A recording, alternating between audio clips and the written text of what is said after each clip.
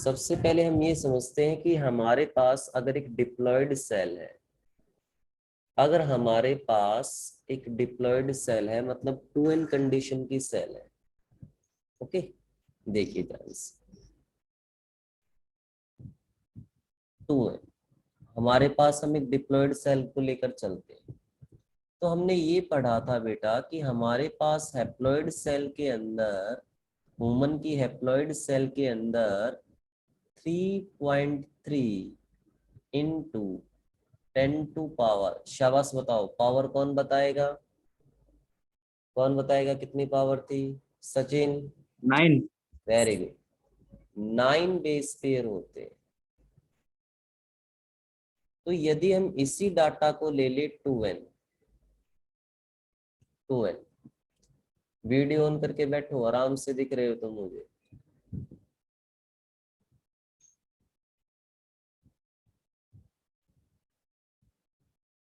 Video on करके बैठो ताकि मैं देखता रहूं तुम्हें, तुम क्या कर रहे हो।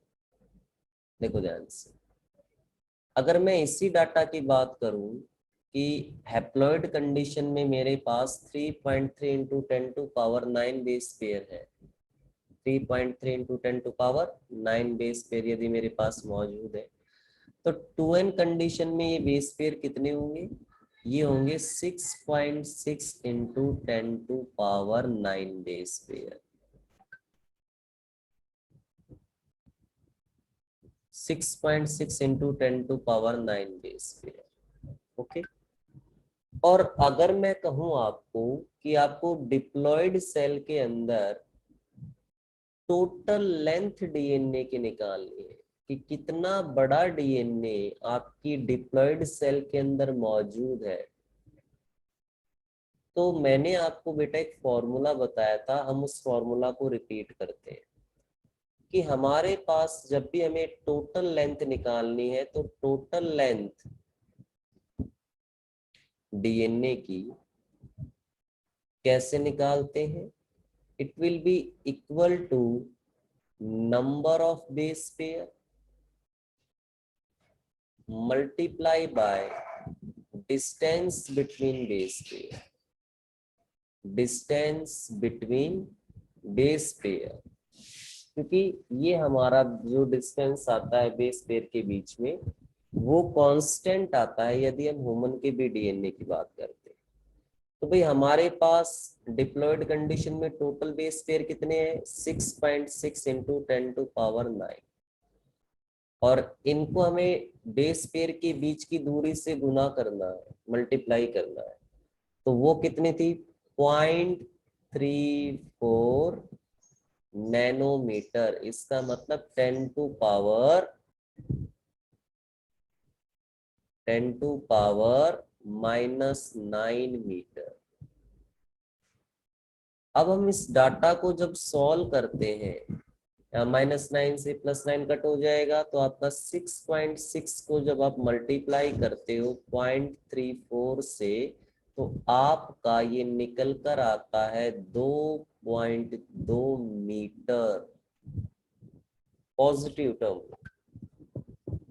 इसका मतलब क्या है? इसका मतलब यही है बेटा, ध्यान से सुने, कि आपकी एक सेल के अंदर, आपकी एक सेल है और उस सेल के अंदर आपके पास न्यूक्लियस है, और उस न्यूक्लियस के अंदर 2.2 मीटर का डीएनए मौजूद है, इतना लंबा डीएनए मौजूद है।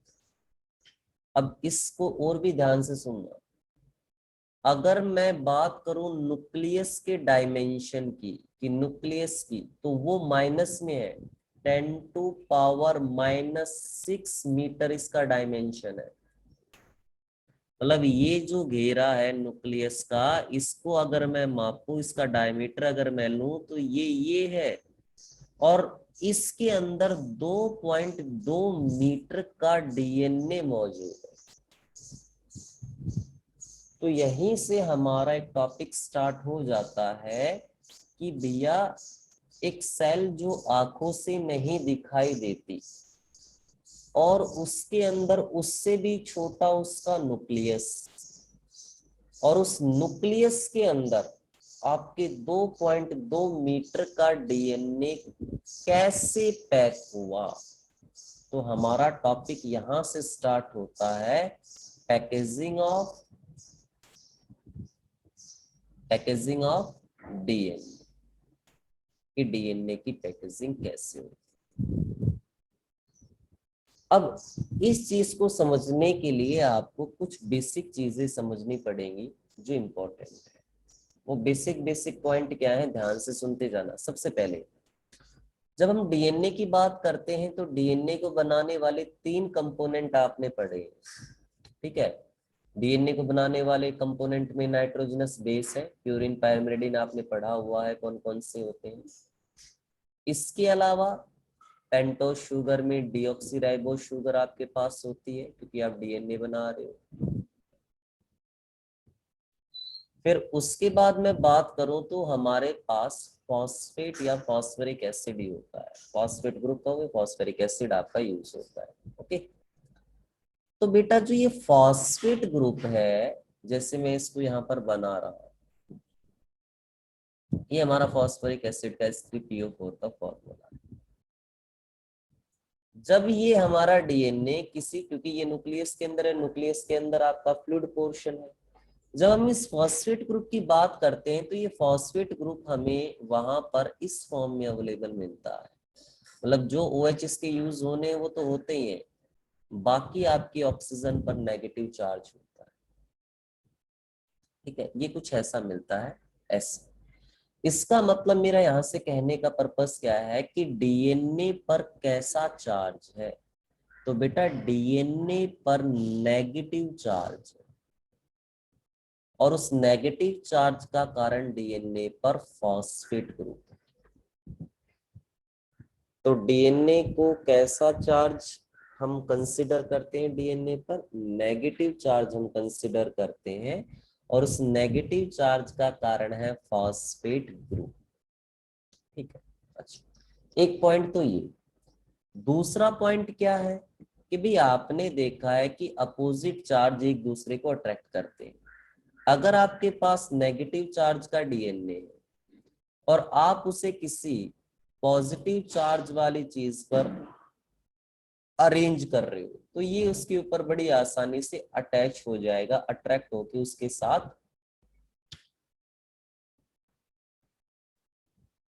एम्बेडेड हो जाएगा, मतलब उसके साथ एक प्रकार से कॉइलिंग कर लेगा। देखिए देखिए ध्यान से देखिए क्या है पूरी स्टोरी, समझने की कोशिश कीजिए।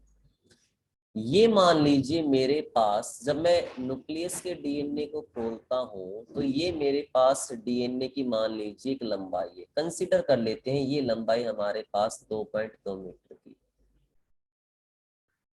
ये लंबाई हमारे पास 2.2 मीटर की है, ठीक है।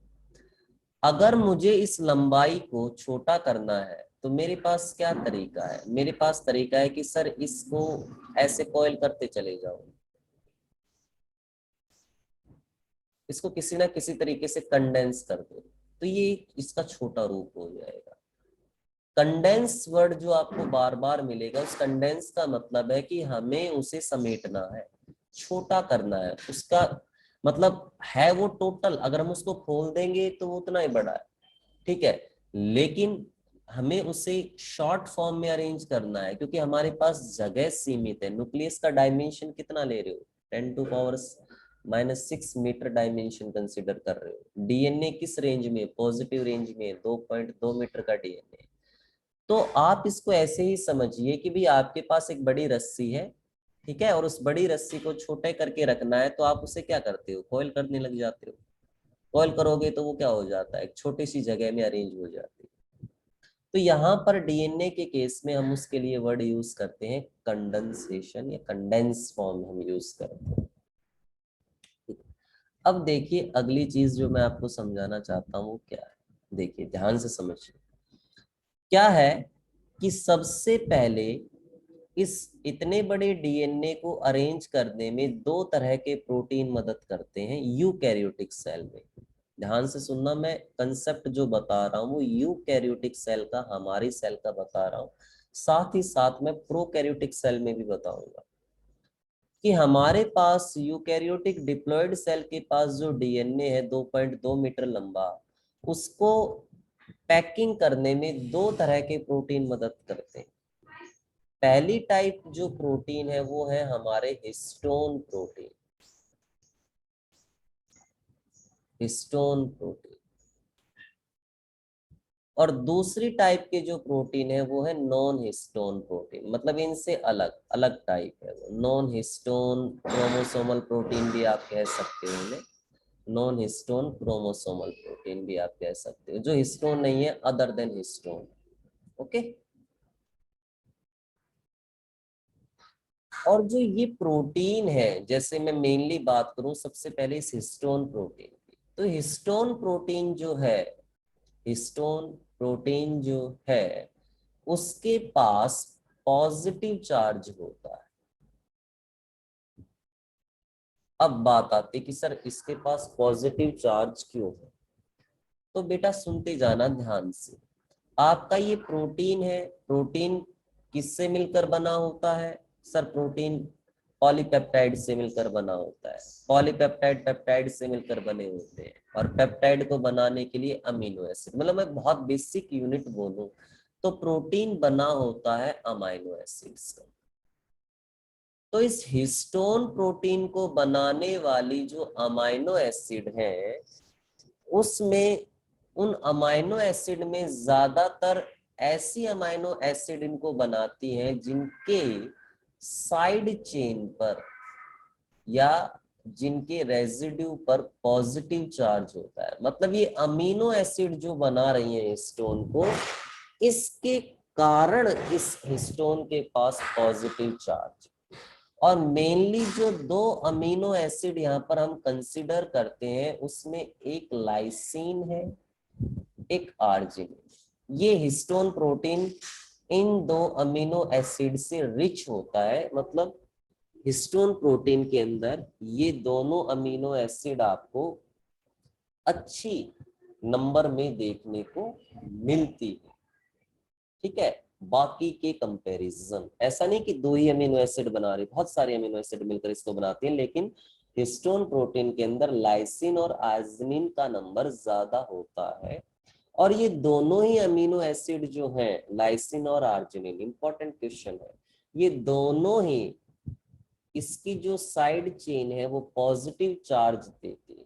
मतलब ये आपकी एक तो बेसिक अमीनो एसिड है, एक तो ये आना चाहिए आपको, इनका नेचर बेसिक है, ये आपकी बेसिक अमीनो एसिड है, और इनकी साइड चेन पर पॉजिटिव चार्ज कंट्रीब्यूशन ये करती है। तो अब आपके अगली चीज, ये तो हिस्टोन का कंसेप्ट था। अब हिस्टोन को ही थोड़ा सा और इलोबरेट करते हैं। अगर मैं एक हिस्टोन मॉलिक्यूल को देखूं कि एक हिस्टोन मॉलिक्यूल या एक हिस्टोन प्रोटीन है, उसमें क्या क्या होता है, तो इसमें बेटा 5 टाइप होती है। 5 टाइप होती है। कौन सी 5 टाइप होती हैं वो देखिए ध्यान से। इसमें टाइप होती है H1, okay, H2A, H2B, H3 और H4।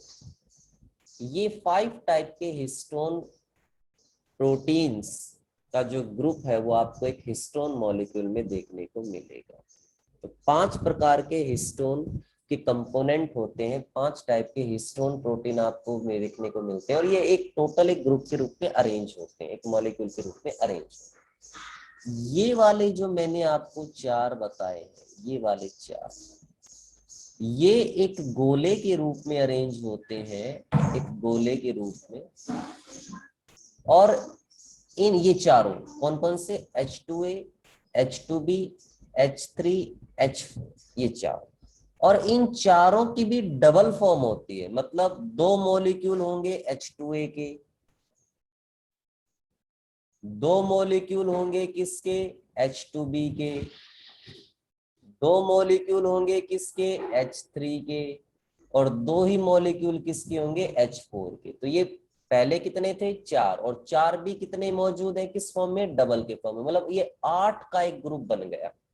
तो इसे कहा जाता है octamer, it is called octamer. तो सर H1 कहाँ है, H1 थोड़ा सा सेपरेट होता है और इस तरीके से आपको अलग से डायग्राम में देखने को मिलेगा, ये आपका H1 होता है। तो ये और ये दोनों मिलकर आपका क्या कहते हैं, एक हिस्टोन प्रोटीन का मॉलिक्यूल बनाते हैं। तो अभी आपने क्या चीज क्लियर की, हिस्टोन प्रोटीन क्लियर की। हिस्टोन प्रोटीन किन अमाइनो एसिड के बने होते हैं, लाइसिन आर्जिनिन, जो बेसिक नेचर में पॉजिटिव चार्ज कंट्रीब्यूट करती है। दूसरा, जो आपको ये 4 अमीनो एसिड दिख रही हैं, ये चारों अमीनो एसिड आपकी किस फॉर्म में होती हैं, डबलेट की फॉर्म में होती है। ठीक है, ये आपको डबलेट की फॉर्म में मिलती है। ये जो 4 अमीनो एसिड है ये आपकी डबल फॉर्म में पाए जाते हैं। तो H2A, H2B, H3, H4 है, ये डबल डबल की फॉर्म में आपको देखने को मिलते हैं। और H1 आपका इस तरीके से। तो ये वाला जो ग्रुप है जिसने गोले का रूप लिया है, जिसमें ये चारों मौजूद है डबल के फॉर्म में, ऑक्टामर कहलाता है। अब ये और ये जो है आपके, ये आपके आपको डायग्राम में कंसीडर करेंगे तो पहले से कंसेप्ट समझिए। ये आपका एक ऑक्टामर हिस्टोन का, और ये H1 लिंकर, और इनके पास चार्ज कैसा है, पॉजिटिव चार्ज है। तो डीएनए के पास चार्ज कैसा है, नेगेटिव चार्ज। तो जो डीएनए है आपका, वो इसके चारों तरफ ऐसे लिपटेगा बेटा, ऐसे लिपटेगा। ओके, इसके चारों तरफ ऐसे ही लिपटता है। जैसे ही एक मॉलिक्यूल को इस तरीके से लिपटा और वो बाहर की तरफ निकला, तो फिर वहां पर उसे एक और इस तरीके से हिस्टोन का मॉलिक्यूल मिल जाएगा। उस पर भी चार्ज है, उस पर भी लिपटेगा, फिर निकला। तो आप कुछ इसको ऐसे समझिए कि आपका जो डीएनए था, ठीक है, वो एक छोटे मोती के जैसे, एक छोटा सा ही मोती मैं मान लूं, तो इसके चारों तरफ आपका डीएनए ऐसे लिपट कर चल रहा है। ठीक है, ऐसे डीएनए का मॉलिक्यूल इस तरीके से। तो अगर मैं देखूं इसको ध्यान से, तो मुझे इलेक्ट्रॉन माइक्रोस्कोप से अगर मैं देखता हूं इस स्ट्रक्चर को, तो ये मुझे कुछ ऐसा लगता है, कैसा, कि ध्यान से देखिएगा, जैसे मान लो ये डीएनए, तो फिर ये डीएनए थोड़ा सा यहाँ पर एक छोटे से मणिये की चारों तरफ लिपट गया, फिर लिपट गया, फिर लिपट गया, ऐसे चल रही, ऐसी कहानी चल रही। तो ये मुझे कुछ ऐसे लगता है जैसे बीड ऑन ए स्ट्रिंग, कि एक मोतियों की माला है और उस पे रस्सी हमें दिख रही है, कि मोती के चारों तरफ रस्सियां लिपटी हुई। तो ध्यान से सुनना, यहां से यहां तक का ये जो टोटल मॉलिक्यूल था, जिसमें एक ये ऑक्टामर, एक ये H1, ये बनाता है आपका, ये स्ट्रक्चर आपकी बनती है न्यूक्लियोसोम। तो न्यूक्लियोसोम में आपका क्या कंसिडर हो रहा है, न्यूक्लियोसोम में आपका कंसिडर हो रहा है एक ऑक्टामर कंसिडर हो रहा है, और एक आपका ये H1 कंसिडर हो रहा है, और आपका डीएनए इसके चारों तरफ लपेट रहा है, लिपट रहा है। ये देखिए, क्यों लपेट रहा है, क्यों लिपट रहा है भाई, क्योंकि ये जो प्रोटीन है ये पॉजिटिव चार्ज है, और आपके जो डीएनए है उसके पास नेगेटिव चार्ज।